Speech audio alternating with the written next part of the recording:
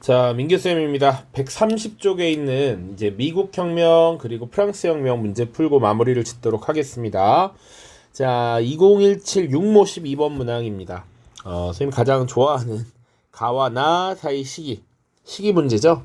시기 문제 한번 풀어보도록 하겠습니다. 가 보시면 마침내 어젯밤에 우리 인민들의 위대한 저항운동이 시작되었다. 자유의 아들들이 보스턴 항구로 몰려가서 동인도 회사의 선박에 실려 있었던 초상자들을 바다로 내던졌다. 이는 적의 위협에 굴하지 않은 우리의 담대한 도전이자 애국적인 행위로서 우리 역사에서 신기원을 연 중요한 사건으로 모두에게 기억될 것이다. 지금 보스턴 항구에서 차상자를 바다로 내던졌다라고 되어 있죠. 이 사건이 보스턴 차 사건이 되겠죠. 보스턴 차 사건. 자, 요거 사실상 미국 이제 독립혁명 혹은 독립전쟁의 시작이라고도 볼 수 있습니다. 1773년이었고요. 이 보스턴 차 사건이 일어나자 당시 영국 정부는 보스턴 항구를 폐쇄하고 그리고 자치의회의 이런 기능들을 정지시키는 이런 모습들을 보였습니다. 자, 그 이후에 이제 제1차 대륙회의라는 것이 개최되고 이 식민지인들의 저항이라는 것이 결의되는 것이죠. 나아 보겠습니다. 우리는 프랑스 군대와 합세하여 치열한 공세를 펼친 끝에 요크타운에서 적군을 무력화시켰다. 결국 전투 19일째 되는 날 투항 의사를 공식적으로 전달한 적들은 우리 주둔지 앞에 도열하여 항복 문서에 조인하였다. 전투 20일째 되는 날 어쩌고저쩌고 완전히 퇴각하였다 라고 되어 있습니다. 자, 요크타운 전투라고 나와 있습니다. 그러니까 이 식민지 민병대가 조직되고 영국군과 치열하게 싸우게 되죠. 자, 그리고 프랑스 군대, 에스파냐 군대의 지원을 받아서 식민지 민병대군은 영국군을 요크타운에서 물리칩니다. 그게 1781년이었습니다. 자, 그래서 요 중간에 있었던 사실들을 골라봐라 라고 하는 문제인 것이죠. 자, 여러 가지가 있을 수 있습니다. 일단 문제 보죠. 7년 전쟁이 종결되었다. 자, 7년 전쟁은 이 영국의 식민지 정책을 변화하는 계기였죠. 그래서 연도로는 1756년부터 1763년이 되고요. 종결된 거니까 1763년이 되겠죠. 자, 그래서 이 7년 전쟁이라고 하는 게 교과서에서 자세하게 다뤄지진 않지만 특히 이 프랑스와의 전쟁이 오랜 기간 지속되었다라는 것이었고요.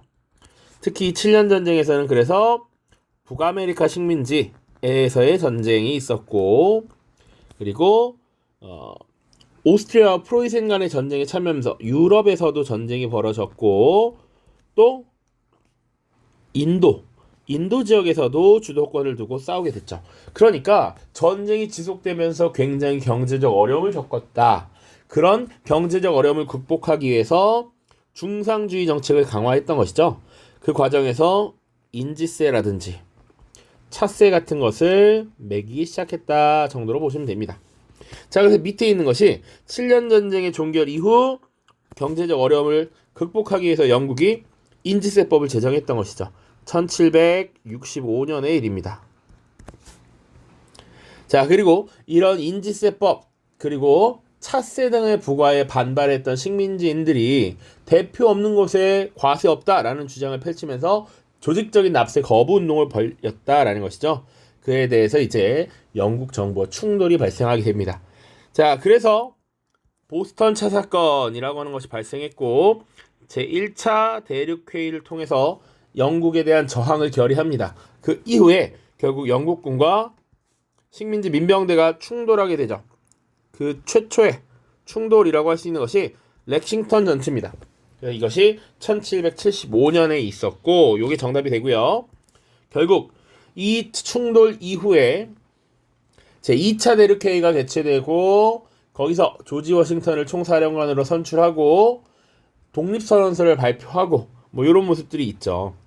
자, 그리고 나서 이 나에 있는 요크타운 전투에서 결정적 승리를 거두었고 1783년에 결국 파리 조약을 체결하면서 이 식민지의 독립을 승인받았고 그리고 영국이 가지고 있었던 에팔레차 서쪽 지역의 영토까지 미국이 확보하게 되었죠. 자, 그 이후에 독립을 쟁취한 미국은 이 식민지는 새로운 국가의 기틀을 마련하기 위한 연방 헌법을 제정했고요. 그 헌법에 따라 조지 워싱턴을 최초의 대통령으로 선출했습니다. 자, 5번 선지자는 링컨이죠. 링컨. 에이브라함 링컨입니다. 요 링컨이 대통령이 취임한 것은 1861년이 될 겁니다. 자, 왼쪽 아래 보시죠. 가나 문서가 작성된 시기에 발생한 사건 역시 옳은 것만을 보기 위해서 고른 것은 되어 있습니다. 가, 영국 의회는 아래 세금들을 징수하기로 했다. 아메리카 식민지 법정에 제출하는 진술서, 소장, 답변서, 이의 신청서 등의 문서에 인지세를 부과한다. 신문, 잡지, 소책자 등에 실린 각각의 광고에 2실링을 부과한다. 자, 아까 지금 출판물에 도장을 찍게 될 텐데 그 도장, 인지를 찍는 것에 대해서 세금을 부과하겠다라는 것이죠. 인지세법을 부과한다. 요게 1765년 인지세법의 제정입니다. 자, 나를 보시면 모든 인간은 평등하게 창조되었다. 그들은 창조주로부터 양도할 수 없는 권리를 부여받았고 그 중에는 생명, 자유, 행복을 추구할 권리가 포함되어 있다. 선량한 식민지 주민의 이름으로 우리는 이 식민지 연합이 자유롭고 독립적인 국가이며 그럴 권리가 있음을 엄숙히 선언한다. 이것이 미국의 독립선언문이죠. 1776년 7월 4일에 발표됐던 문서입니다. 자, 그래서 이 사이에 있었던 걸 골라라 라는 것이고 보스턴 차 사건부터 시작해서 독립전쟁이 쭉 등장할 수 있겠죠. 렉싱턴 전투까지 쭉. 자, 그래서 보시면 기억, 렉싱턴 전투가 발생하였다. 저희 최초의 충돌이라고 보시면 됩니다. 교과서상에서 1775년 맞고요. 보스턴 차 사건 1773년 이게 시작이니까 또 역시 맞습니다. 근데 영국이 7년 전쟁에서 프랑스와 싸운 건 인지세법 제정의 배경이죠. 그 이전이 되겠고 워싱턴이 초대 대통령으로 선출된 것 독립을 승인받고 연방헌법 제정된 이후 1789년입니다. 그래서 이 1789년은 워싱턴이 초대 대통령으로 선출되기도 했고요. 프랑스 대혁명이 발생했던 해이기도 하죠. 그래서 정답은 1번이 됩니다. 오른쪽 보시죠. 가혁명의 결과로 옳은 것은 이라고 되어 있습니다. 이 그림은 가 시기에 요크타운 전투에서 승리한 식민지군이 영국군의 항복을 받고 있는 모습입니다. 이 전투에서 식민지군은 프랑스의 군사적 지원 속에서 치열한 공세를 펼쳐 결정적인 승리를 거뒀다라고 보시면 되겠죠. 자, 그래서 기본적으로 이거 미국 독립혁명이라고 보시면 되고요. 혹시 학교에서 선생님들이 기출을 변형을 많이 하신다라고 하면 뭐 여기다가 이렇게 빈칸을 칠 수도 있겠어요. 미국 독립혁명 시기라고 제시해주고 프랑스를 빈칸으로 주고 이 국가에 대한 설명으로 옳은 것은 이라고 물어볼 수도 있겠죠. 자, 지금 문제는 미국 독립혁명을 물어보고 있으니까 미국 독립혁명의 결과를 찾으면 됩니다. 자, 1번 보시죠. 항해법이 제정되었다. 이 항해법은 어떤 내용입니까? 당시 영국에 들어오는 선박, 영국의 물품을 판매하는 선박의 국적은 영국 국적이어야 한다라는 것이죠. 그래서 영국이 이 보호무역주의, 중상주의 정책을 강화하는 조치였습니다.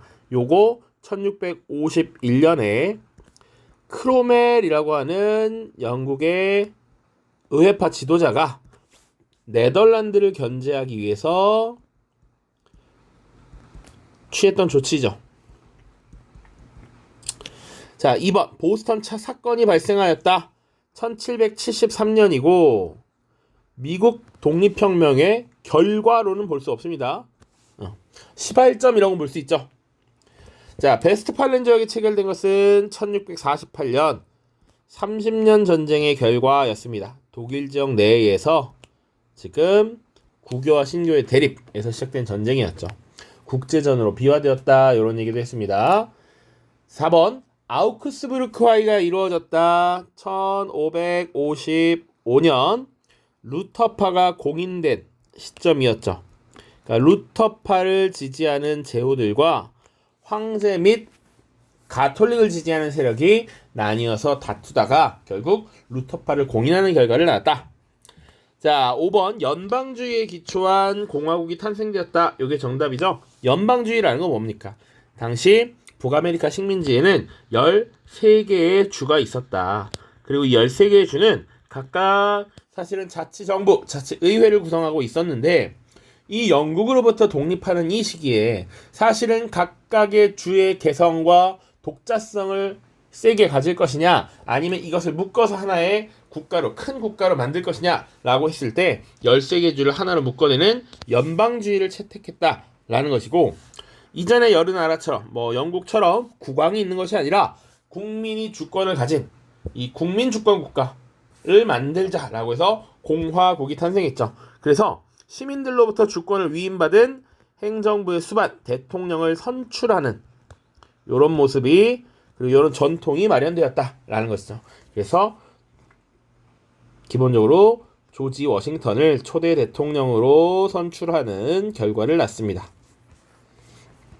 자, 다음 문제 넘어가시죠. 가나문서가 발표된 혁명에 대한 설명으로 옳은 것은 자, 가나문서가 발표된 혁명입니다. 가 보시면 모든 인간은 평등하게 창조되었고 창조주로부터 타인에게 양도할 수 없는 권리를 부여받았다. 지금 창조주로부터 부여받은 권리라는 것이죠. 양도할 수 없는. 이걸 뭘 말하는 걸까? 천부인권이라고 하는 것을 얘기하고 싶은 것이죠. 자, 그리고 이 권리를 확보하기 위해서 정부를 수립하였으며 정부의 정당한 권력은 국민의 동의에서 비롯된다. 자, 이 얘기는 사회계약론을 얘기하는 것이고요. 자, 어떤 형태의 정부라도 이러한 목적을 파괴할 때는 그 정부를 바꾸거나 없애고 국민의 안정과 행복을 잘 이룩할 수 있는 새로운 정부를 조직하는 것이 국민의 권리다 라는 것, 기본적으로 로크가 주장했던 저항권 이론이 반영된 것이다 라고 보시면 돼요. 자, 보겠습니다. 인간은 자유롭게 그리고 평등한 권리를 가지고 태어났다. 모든 정치적 결사의 목적은 그 무엇도 침해할 수 없는 인간의 자연권을 보존하는 데 있다. 자, 모든 주권의 원천은 국민에게 있고 17조 소유권은 그 무엇도 침해할 수 없는 신성한 권리이므로 어느 누구도 뺏을 수 없다. 자, 가는 이 미국에서 발표된 독립선언문이죠. 독립선언서 혹은 독립선언문이라고 합니다. 1776년에 발표가 되었고 이것을 발표한 혁명은 미국 독립혁명이 되겠죠. 자, 미국의 독립선언서에는 뭐 1조, 뭐 1항 이런 내용이 없습니다. 쭉 줄글로 쭉 작성이 됩니다. 자, 나를 보시면 요거 인간과 시민의 권리선언이죠. 우리가 흔히 줄여서 인권선언이라고 합니다. 1789년에 발표가 되었던 문서고 요것을 발표한 혁명은 프랑스 혁명이죠. 그래서 프랑스 혁명은 1조, 2조, 3조 쭉쭉쭉 이 번호를 매겨서 쭉 내려가고요. 선생님이 수업 때 강조했던 것 중에 하나는 17조입니다. 17조. 다른 기본적인 인권에 대한 얘기도 쭉 하고 있지만 이 프랑스 혁명이 초기에 인권 선언이 발표될 때 가장 중요하게 여겼던 것 중에 하나가 바로 이 소유권이에요. 소유권은 누구도 침해할 수 없는 신성한 권리다. 그 말은 나의 재산을 빼앗는 이 정부와 국왕의 조치에 저항하겠다. 저항하는 것이 신성한 권리이자 의무다라는 것을 보여주는 것이죠. 자, 그래서 초기의 프랑스 혁명이 부르주아 중심의 혁명이 발생했기 때문에 그것을 잘 드러내는 겁니다. 그래서 가는 미국 독립혁명, 나는 프랑스 혁명입니다. 자, 왕당파의 패배 이후에 국왕이 처형되었다. 이 사실을 알 수 있는 혁명은 바로 청교도 혁명이죠. 잉글랜드 내전이라는 표현을 요새는 더 많이 쓰긴 합니다. 어쨌거나 혁명의 범주로 보고 있으니까 청교도 혁명이고, 그러면 왕당파와 지금 의회파가 대립을 하고 있었고요. 이 의회파를 이끌었던 것이 크로멜이었습니다. 자, 그리고 여기는 처형된 국왕은 누굴 말할까? 바로 찰스 1세가 되겠죠. 찰스 1세. 내용 볼 때 이렇게 자세하게 보십시오. 자, 2번 입헌군주제를 주요 내용을 한 헌법이 제정되었다. 자, 미국 독립혁명에서는 입헌군주제가 아니라 연방주의이면서 공화제를 채택했죠. 그러니까 입헌군주제는 기본적으로 군주의 존재를 인정한 거잖아. 그러나 미국에는 국왕, 군주가 없습니다. 가라고 할 수 없고, 이거 굳이 얘기하자면 프랑스 혁명 당시에 초기 1791년 헌법에서 입헌군주제를 규정했습니다. 그러니까 루이 16세의 존재를 인정하되 왕이 무제한적 권력을 갖는 것이 아니라 헌법과 법률에 의해서 권한을 제한받는 이런 모습이 나타난다. 자, 3번 내각 책임제가 도입되었다. 내각 책임제. 지금 프랑스에서 내각 책임제가 도입됐나요? 아닙니다. 4번 내각 책임제는 굳이 따지면 나중에 영국의 명예혁명 이후에 시간이 조금 더 흘러서 하노버 왕조가 들어서게 되면 독일 출신의 영국 국왕이 새롭게 등장함으로써 영국 사정을 잘 모르고 영국말도 할 줄 모르는 국왕이 등장했기 때문에 이때부터 내각 책임제가 실시되었다. 그런 전통이 마련되었다라고 보죠. 4번 공안위원회에 의해 반혁명 혐의자들이 탄압받았다. 요게 정답이죠. 프랑스 혁명 당시. 자, 프랑스 혁명이라고 하는 건 1789년부터 짧게는 1799년까지 나폴레옹의 등장까지 보는 거니까 국민공회 시기에 로베스피에르를 주도로 해서 공안위원회, 혁명재판소 같은 것이 설치되고 혁명에 반대하는 반혁명 혐의자들이 탄압을 받았죠. 5번 연방주의에 입각한 공화국이 수립된 것은 미국에서는 맞지만 프랑스 혁명에는 해당되지 않습니다. 자, 오른쪽 의회가 활동한 시기에 있었던 사실로 옳은 것은 자, 루이 16세가 재정위기를 타개하기 위해서 3부회를 소집하였으나 표결 방식을 둘러싸고 대립이 발생했다. 이에 제30문 대표들을 중심으로 가가 구성되었다. 자, 우리 수업 때 뭘 다뤘었냐면 이 제30문에 대해서 제30문이란 무엇인가 라고 하는 것을 당시 CAS가 출판물로 발표를 했었죠. 제30문은 인구의 98%를 차지하고 있고 국가에 필요한 모든 의무를 다하고 있다. 그래서 제30문이란 전부이다, 모든 것이다 라고 얘기했다고. 그러니까 이들이 곧 국민이고 이들의 입장을 대변하는 정치기구가 국민의회다라고 표현했었습니다. 그래서 이들은 국민의회를 선포하고 3부에 못 들어오게 국왕이 막자 테니스 코트에 가서 우리의 입장을 받아들이기 전까지는 우리가 해산하지 않겠다라고 선언하게 되죠. 그래서 국민의회 성립, 가는 국민의회고요. 두 번째 자료 보시면 루이 16세 일가가 국외로 탈출하려다 발각되면서 국왕에 대한 불신이 확산되었다. 그런 가운데 입헌군주제를 규정한 헌법이 제정되었고 이에 따라 나가 새로 구성되었다. 자, 루이 16세 일가가 탈출하려던 그리고 발각됐던 사건이 바렌느 사건이라는 게 있고요. 이게 91년의 일입니다. 그리고 그 이후에 입헌군주제를 규정한 헌법, 요게 흔히 91년 헌법이라고 얘기합니다. 그래서 이 91년 헌법에 따라 새로운 의회를 구성하게 되었는데 이때 구성된 의회를 입법의회라고 하죠. 선생님 수업 때 이 프랑스 혁명을 이끌었던 정치적인 기구, 그 변천을 잘 봐야 된다라고 했습니다. 국민의회가 가장 먼저 등장하고요. 그 뒤에 입법의회, 그 다음이 국민공회, 그 다음 총재정부,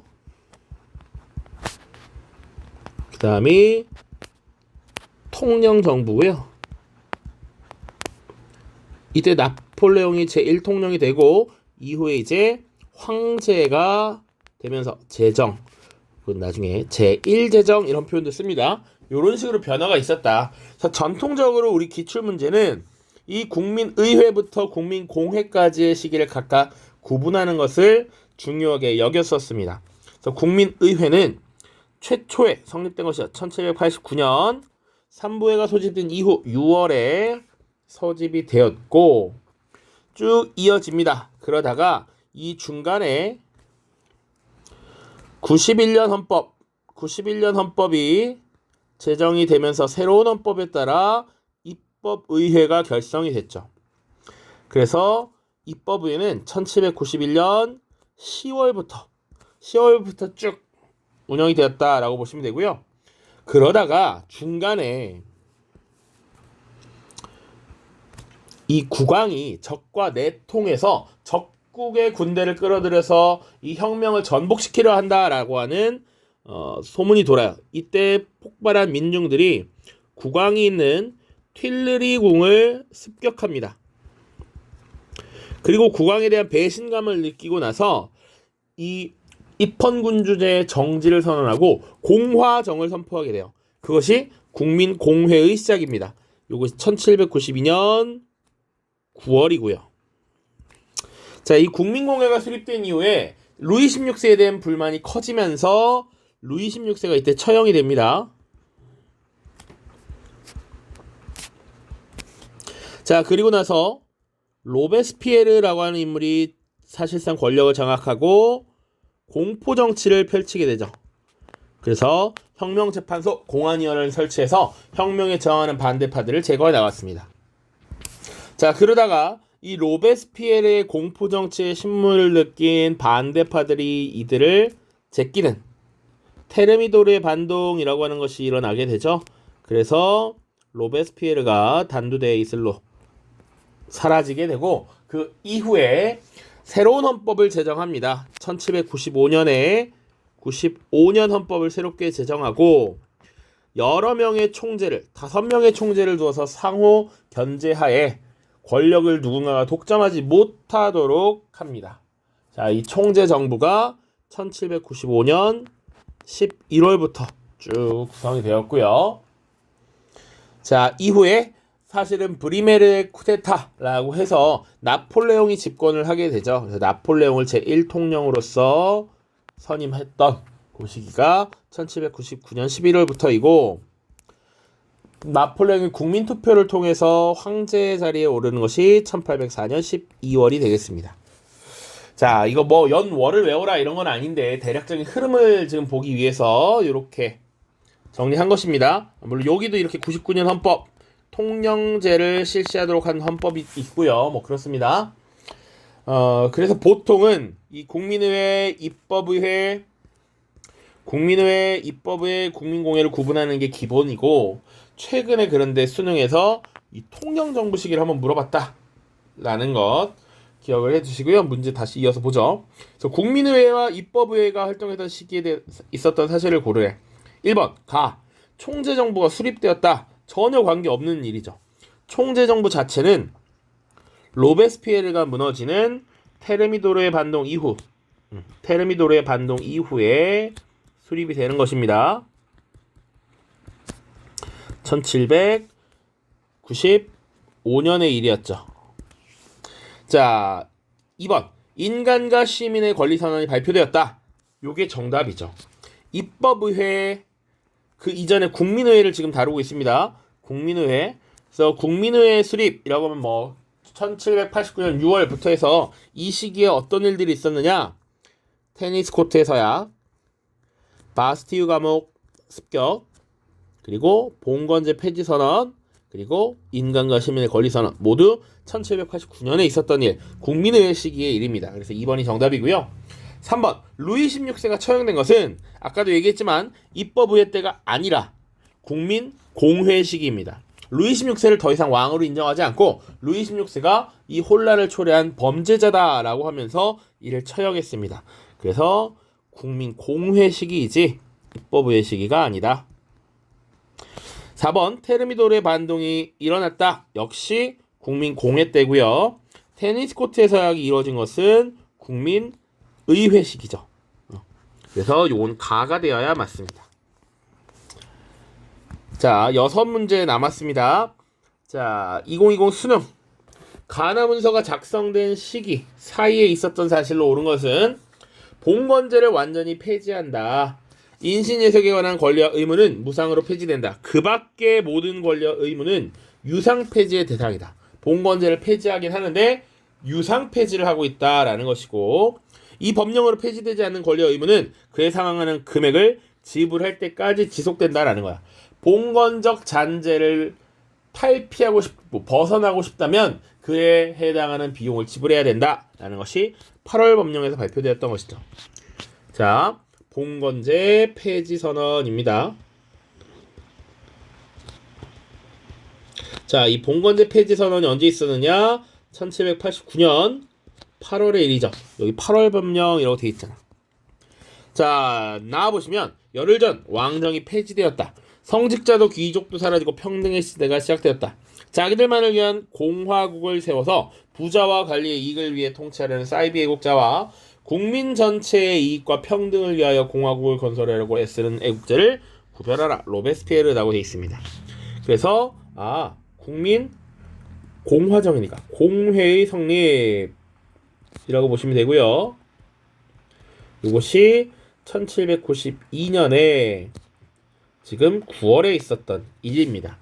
자, 그래서 조금 더 그냥 터프하게 보면 여기는 국민의회 시기이고 여기는 국민공회 시기니까 사실은 가운데 들어갈 입법의회 시기의 내용이 들어가면 되겠죠. 그래서 쭉 보면 될 것 같습니다. 1번 바스티유가 함락되었다. 요거 국민의회 시기죠. 국민의회 시기인데 국민의회 아까도 외웠지만 태, 바, 봉, 인 순이라고. 테니스 코트의 서약, 바스티유 함락, 봉건제 폐지 선언, 인간과 시민의 권리 선언. 그런데 가가 지금 봉건제 폐지 선언이었으니까 바스티유 함락은 그 이전이죠. 정답이 될 수 없고, 입법의회가 소집되었다. 이게 정답입니다. 딱 요 가운데 들어갈 건 입법의회 소집이에요. 구체적인 내용이 또 뭐가 들어갈 수 있을까? 입법의회 시기에 전쟁이 시작되죠. 혁명전쟁이 시작되었다 라는 내용도 사실은 충분히 다뤄질 수 있습니다.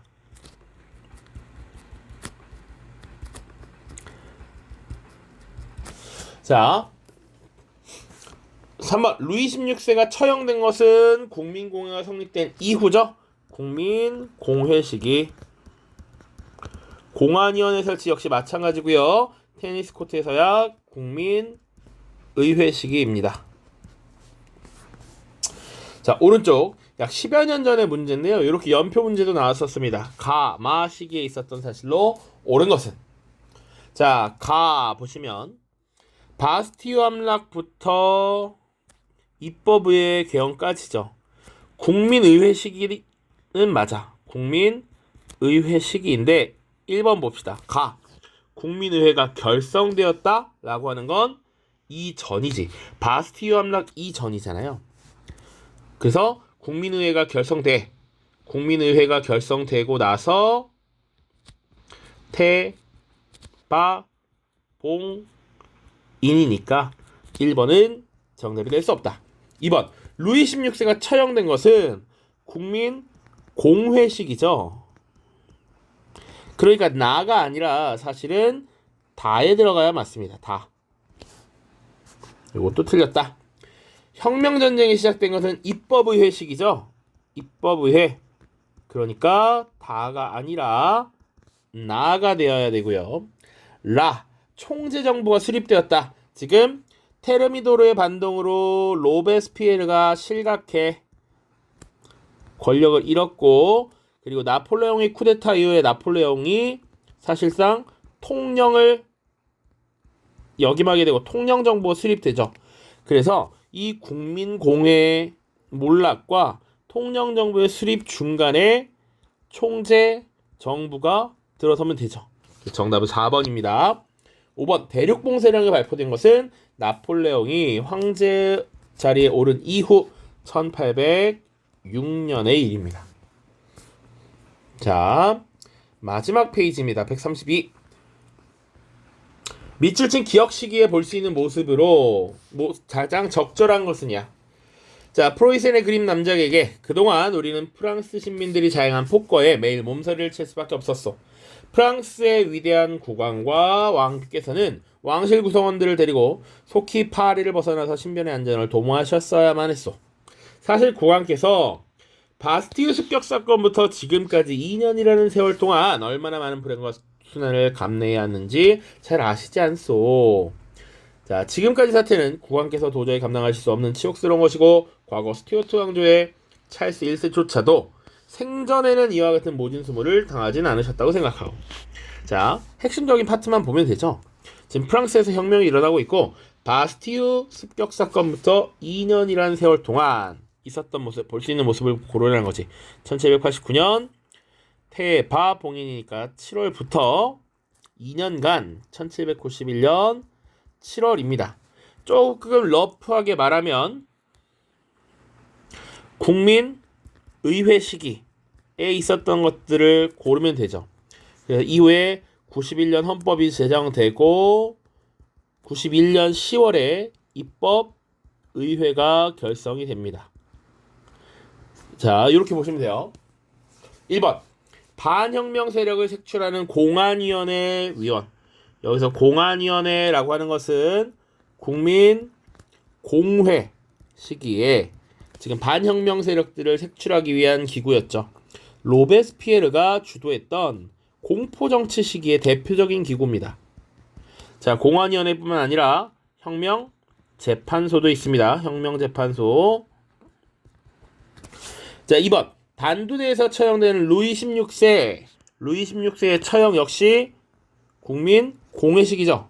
국민공회 시기 1793년 1월입니다. 자, 3번 새로 구성된 국민공회에 참석하는 자코뱅파 인사 역시 국민공회니까 해당될 수 없다. 국민공회는 1792년 9월에 결성되어서 총재정부가 수립되는 1795년 11월까지 존속합니다. 월을 다 외워야 할 것은 아닙니다. 지금 여기 위에 자료는 국민의회 시기니까 국민의회 시기. 4번 프로이센 등에 맞서서 혁명전쟁에 나서는 프랑스 병사. 혁명전쟁 시작은 입법의회입니다. 입법의회. 그리고 그 이후에도 전쟁은 지속돼. 국민공회, 총재정부, 통영정부까지도. 자, 그러나 지금 이 전인 국민의회 시기니까 해당될 수 없다라는 것이고요. 5번 인간과 시민의 권리선언, 인권선언을 발표하는 의회 의원 볼 수 있죠. 태바봉인이니까 인간과 시민의 권리선언이 당연히 들어갈 수 있습니다. 자, 시기를 명확히 알아야 됩니다. 지금 시기 문제가 엄청 많죠? 잘 파악하셔야 됩니다. 자, 작년 수능 16번입니다. 밑줄 친 새로운 정부에 대한 설명을 옳은 것은, 자, CS를 비롯한 일단의 정치가들이 이탈리아 원정 등으로 인기가 높았던 장군을 앞세워 정변을 일으켰다. 파리 각지에 병력이 배치되고 정부에 대한 압박이 이루어지는 가운데 5명의 총재 중에 3명이 스스로 물러났고 사임을 거부한 2명은 감금되었다 라고 되어 있습니다. 자, 쭉 내려가서 이에 대의제, 소유권, 평등권, 자유권 등을 담은 헌법이 제정되었고 이를 토대로 새로운 정부가 공식적으로 수립되었다 라고 되어 있습니다. 문제를 풀 때 이 새로운 정부와 관련된 내용만 빨리 보려고 밑으로 내려갔다면 위의 내용을 읽지 않고 오해를 했을 수도 있습니다. 그런데 프랑스 혁명 당시에 여러 헌법들은 다 기본적으로 소유권이나 평등권, 자유권 등의 내용을 담고 있고요. 뭐 대의제도 마찬가지입니다. 의회, 국민의회, 입법의회, 그리고 국민공회 다 의회였으니까요. 그런데 여기서 이것에 그냥 꽂혀서 인권선언 그리고 국민의회 이렇게 찾으면 안 되고 총재정부가 사실상 무너졌잖아요. 그러니까 이거 자체가 통영정부구나 라는 것을 찾아야 하죠. 자, 그리고 심지어 이탈리아 원정 등으로 인기가 높았던 장군 나폴레옹을 앞세워서 라는 것. 자, 나폴레옹을 앞세워서 이렇게 했다라는 것이지. 자, 그래서 이 통영정부 시기의 사실을 고르면 됩니다. 1번 프로이센과의 전쟁에서 패하여 붕괴하였다. 요거는 나중에 제2제정이라고 하는 것을 배울 겁니다. 그러니까 지금 통령과 황제의 자리에 올라가는 나폴레옹을 우리가 배웠는데 나중에 그로부터 나폴레옹이 몰락한 지 50여 년 뒤에 나폴레옹의 조카인 나폴레옹 3세라고 하는 황제가 당시 독일의 통일을 방해하기 위해서 프로이센과 전쟁을 벌이다가 패배하고 결국 권력을 잃게 됩니다. 이 프로이센과의 전쟁을 보통 보불 전쟁, 프로이센 프랑스 전쟁이라고 하고요. 1870년에 치러졌습니다. 자, 그리고 여기서 승리한 프로이센은 이제 독일의 여러 영방 국가들을 하나로 묶어서 독일 제국을 수립시키고 통일을 달성합니다. 중요한 부분이고요. 2회고사에서 다룰 겁니다. 자, 공화정을 선포하고 파리 코민을 진압하였다. 공화정 선포, 파리 코민 진압, 이게 보불 전쟁에서 패배한 이후에 지금 나폴레옹 3세가 물러났어. 그 이후에 공화정을 선포하고 당시 시민들을 중심으로 자치정부가 구성되어 있었어. 이것을 파리 코민이라 하는데 이걸 진압하게 되죠. 보통 1871년의 일입니다. 보통 나중에 제3공화정 뭐 이렇게 표현을 합니다. 교육제도를 개혁하고 국민투표를 실시하였다. 이게 정답이죠. 그래서 누구나 의무적으로 교육을 받을 수 있도록 이렇게 법으로서 규제를 했고요. 국민투표를 실시해서 통령이었던 나폴레옹 보나파르트가 황제 나폴레옹 1세로 즉위하게 되죠. 정답입니다. 4번 영국을 굴복시키기 위해 대륙봉쇄령을 발표하였다. 이게 1806년이고 이것은 나폴레옹이 황제 즉위한 이후 제1제정 시기였습니다. 제1제정. 5번 제한선거제의 토대를 둔 입헌군주제를 시행하였다. 이거 잘 기억하셔야 됩니다. 지금 수업 때 무슨 얘기했냐면 91년 헌법과 93년 헌법을 좀 비교를 해두라 이런 얘기 했었어요. 자, 1791년에 제정된 이 헌법은 기본적으로 제한선거에 입헌군주제를 지향하고 있었습니다. 자, 그런데 문제는 1792년에 이 루이 16세가 적과 내통한다는 소문이 돌면서 사실상 왕권을 정지시켰단 말이지. 그리고 사실상 공화정으로 넘어가게 됩니다. 그리고 나서 새롭게 제정한 헌법이 93년 헌법이에요. 자, 이때 제한선거를 규정했을 때 재산에 따른 제한선거를 규정했었어. 그래서 당시 하층민들, 농민들과 노동자들의 불만이 많았어요. 그래서 이때 공화정을 주도했던 급진파 세력들을 중심으로 누구나 관계없이 일정한 조건을 갖추면 선거에 참여할 수 있는 보통선거를 규정했고 이제 국왕의 존재는 없어 공화제를 시행했죠. 요게 큰 차이입니다. 자, 이런 근본적인 차이가 났던 배경에 선생님 뭐라고 설명했었냐면 이 91년 헌법을 제정하고 그 이전의 혁명을 주도했던 것은 특권계층인 1, 2신분에 억눌려 있던 제3신분들 중에 자본가였어요. 그래서 그 혁명을 89년의 혁명을 보통 부르주아지 혁명이라고 얘기를 한다라고 얘기를 했고요. 자, 이 92년 이후에 파리 민중들이 농민과 노동자들이 분노해서 일어난 것을 보통 상큘로트 혁명이라고 표현하기도 한다 이렇게 얘기했습니다. 그래서 사실 혁명을 주도한 주체들이 달랐기 때문에 그 결과물도 달랐다라는 겁니다. 이렇게 조금 정리해서 보세요. 실제로는 95년 헌법도 있고 99년 헌법도 있습니다. 다 기본적으로 국가의 정치 체제를 규정한 것이고 여기는 총재 정부를 구성한다라는 내용, 여기는 통령 정부를 구성한다라는 내용을 헌법에다 명기해서 헌법과 법률에 의한 국가 운영을 시행하려 했다라고 보시면 됩니다. 자, 그래서 보통은 국민의회 입법의 국민공회 그리고 91년 헌법과 93년 헌법을 구분을 하시는 것이 필요합니다. 자, 밑에 마지막 두 개 보시죠. 가 인물에 대한 설명으로 옳지 않은 것은 이라고 되어 있고 가의 주요 원정로, 그래서 프랑스의 제국령, 위성국, 동맹국 쪽이 있습니다. 그래서 여기 메인에 프랑스가 있고요. 이 프랑스의 영향력이 커지면서 주변 국가들을 지금 정복해서 자신의 세력권으로 넣었다라는 얘기입니다. 자, 그리고 주요 전투에서 아우스터리츠 전투 그리고 트라팔가르 해전 요게 기록이 되어 있죠. 자, 여기 나와 있는 아우스터리츠 전투는 사실상 이 프랑스가 당시 오스트리아, 러시아의 연합군대를 격파했던 전투입니다. 1805년.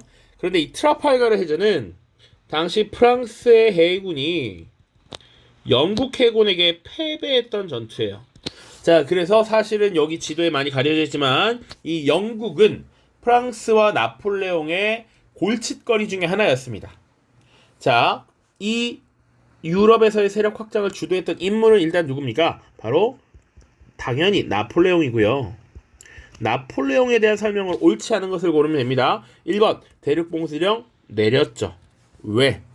기본적으로 영국을 견제하기 위해서. 2번 총재정부를 수립하였다.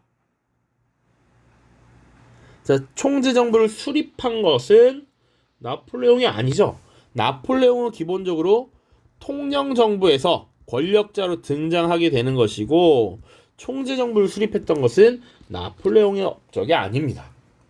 3번 워털루에서 전투를 벌였다. 워털루는 나폴레옹이 몰락하기 직전의 최후의 전투입니다. 1815년에 벌어진 전투이고 여기서 패배했고요. 이집트 원정 1798년에 단행을 함으로써 이 원정을 성공적으로 이끌고 프랑스 국내에서 인지도가 높아졌던 겁니다. 그리고 노트르담의 대성당에서 황제로 즉위한 것 맞죠? 나폴레옹에 대한 설명 1804년의 일입니다.